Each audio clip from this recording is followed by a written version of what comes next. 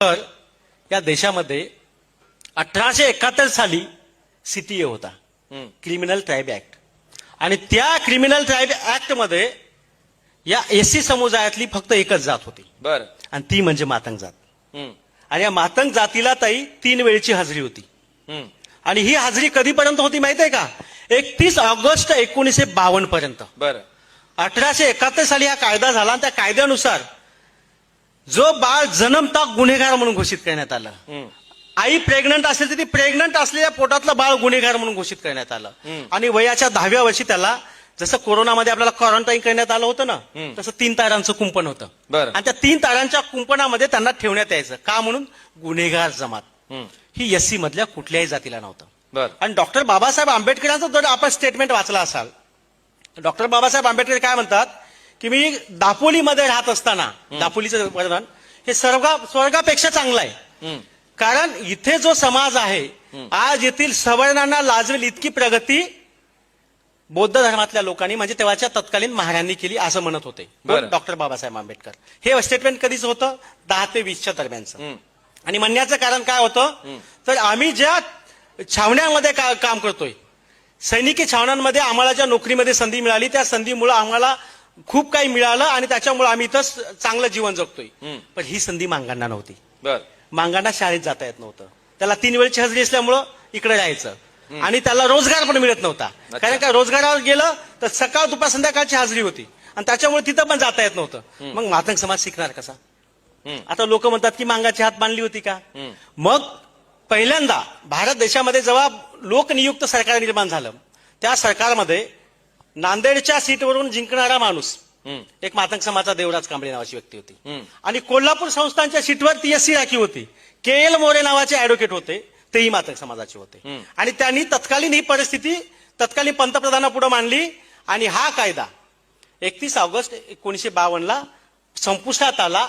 आणि सोलापूर आणि बेळगावच्या परिसरामध्ये याचा जाहीर कार्यक्रम झाला. आणि त्या कार्यक्रमाच्या माध्यमातून 3 ताराच्या कुंपणामध्ये बंदिस्त असलेल्या समाजाला मुक्त केलं. म्हणजे 52 नंतर 1952 ला, बरोबर, 31 ऑगस्टला. आणि तिथपासून मातंग समाज शिक्षणाच्या प्रवाहात यायला सुरुवात. म्हणजे 52 पासून तो खुला झाला, स्वतंत्र झाला. Yes, exactly. संविधानाच्या सगळे त्याला तरतुदी लागू झाल्या तिथून 52 पासून. यस.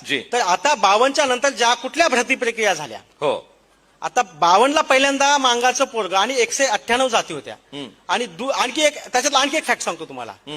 या सगळ्या जाती सीटीए मधल्या गुन्हेगारी जमाती, कायद्याने सजा भोगलेली प्रत्येक जात ही एक तर एसटी मध्ये इन्व्हॉल्व्ह झाली किंवा एनटी मध्ये इन्व्हॉल्व्ह झाली. बरं. फक्त केवळ आणि केवळ मांग ही जात अनुसूचित जातीमध्ये आली. आता हे कशी आली तुम्हाला सांगतो. 1931ला जेव्हा जातनीय जनगणना झाली, तेव्हा जनगणना आयुक्त हटन नावाचे इंग्रज अधिकारी होते. आणि हटन नावाच्या इंग्रज अधिकाऱ्यांनी जे 10 कॉमन फॅक्टर्स पकडले होते की अस्पृश्य, ज्यांना देवळात संधी नाही, जे गोमांस खातात, अशा प्रकारचा क्रायटेरिया लावला. आणि त्या क्रायटेरियामध्ये मातंग, महार, भंगी, चांभार सगळे आपण बसत होतो. पण त्याच्या लक्षात ही बाब नव्हती की हे सीटीए भोगलेले पण लोक आहेत, मातंग समाज. म्हणून त्यांनी आपल्या ह्या सगळ्या बाबींना एकत्रितपणे केलं आणि त्याला 1931च्या जनगणनेमध्ये आपल्या सूचीमध्ये आणलं. अच्छा. आणि त्याच्यानंतर मग आपण 50 पासून आपण अनुसूचित जातीमध्ये आलो. इथपासूनचा कन्सेप्ट क्लिअर आहे. मग आता जी काही लोक बोलतात की यांनी का शिकलं नाही, आता मला सांगा, 1960ला जी भरती प्रक्रिया झाली असेल, त्या भरती प्रक्रियेमध्ये जी महार समाजाची, चर्मकार समाजाची मुलं पहिले शिकली, 30ला, 35ला, 40ला, ती पोरं तिथं क्वालिफाय झाली, नोकरीला लागली. बरोबर. त्याच्यानंतर 52ला शिकायला गेलेली पहिली बॅच मातंग समाजाची 72ला बाहेर आली. आणि 72ला तुम्ही जर बघितलं असेल पॅन्थरच्या चळवळीमध्ये, मग ते राजा ढाले असतील, आठवले साहेब असतील, आमचे नामदेव ढसाळ साहेब असतील की अरुण कांबळे असतील, हे सगळ्या ज्या लोकांनी पॅन्थर उभं केलं, सर्वाधिक पोरं मराठवाड्यामध्ये मातंग समाजाची होती पॅन्थरमध्ये. पॅन्थरचा इतिहास बघा.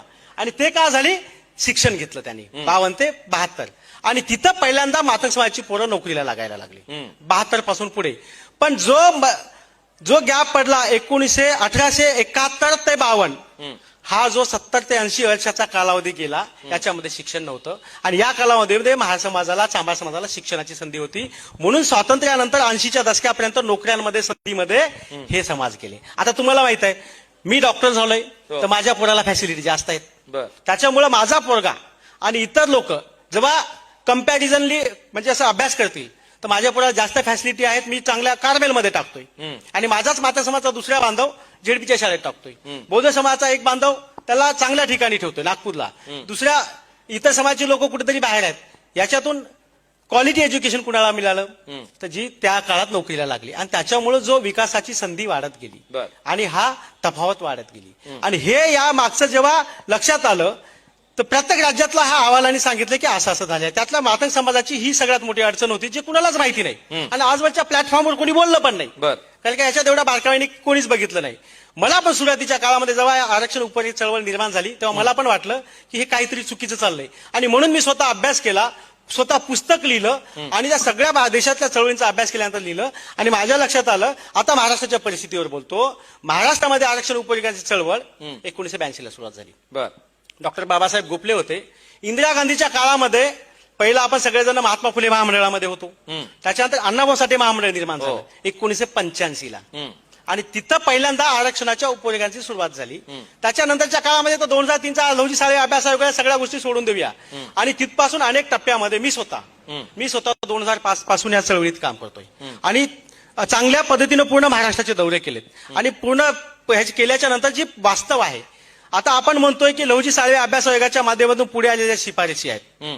महाराष्ट्रामध्ये हे दारिद्र्य वगैरे बघितलं आणि लोकांनी उठाव केला, सततचा उठाव केला. त्याच्यामुळे 2003 साली लहुजी साळवे अभ्यास आयोग निर्माण झाला. त्याचा रिपोर्ट 8 मध्ये आला आणि त्याच्यानंतर लोकांनी सांगितलं एकाच जातीचा अभ्यास आहे. साहेब एका जातीचा नाही, त्या जातीचं जर का प्रगती झाली किंवा नाही झाली हे जर ठरायचं झालं तर कम्पॅरेटिव्ह अभ्यास करावा लागतो, कम्पॅरिझन करावं लागतो कोणाशी तरी आणि त्याच्यामुळे त्यांनी 59 जातीसोबतही कम्पॅरिझन केली आणि ते आयोग सादर केल्याच्या नंतर जेवढे विभाग आहेत हे बघा, गावगाड्यात आम्ही कुणासोबत होतो, सोबत राहतो म्हणून साक्षर झालो हे पण मान्य आहे तुमचं. हे बघा आम्ही गावगाड्यात कुणासोबत आहोत, कालही कुणासोबत होतो. बरं.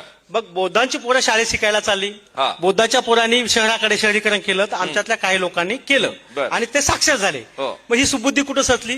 आंबेडकरी चळवळीतून. अच्छा. आणि त्या चळवळीचाच धागा खरं तर आम्ही स्वप्न पूर्ण करतोय डॉक्टर बाबासाहेब आंबेडकरांचं. अच्छा. कारण डॉक्टर बाबासाहेब आंबेडकरांचं काय होतं, मी ज्या जातीत जन्मलो त्या जातीचा उद्धार करणं माझं कर्तव्य आहे. हो. मग मी मातंग समाजाचा असेल तर मातंग समाजाच्या अडचणीवर बोलून मातंग समाजाला नक्की. न्यायापर्यंत नेणं सहमत माझं आहोत. कर्तव्य आहे. जी. कारण का बाबासाहेबांना मी माझा गुरु मानतो हो. आणि ते काम मी करण्यासाठी याच्यासाठी मी बोलतोय की हेच काम आम्ही करत आहोत.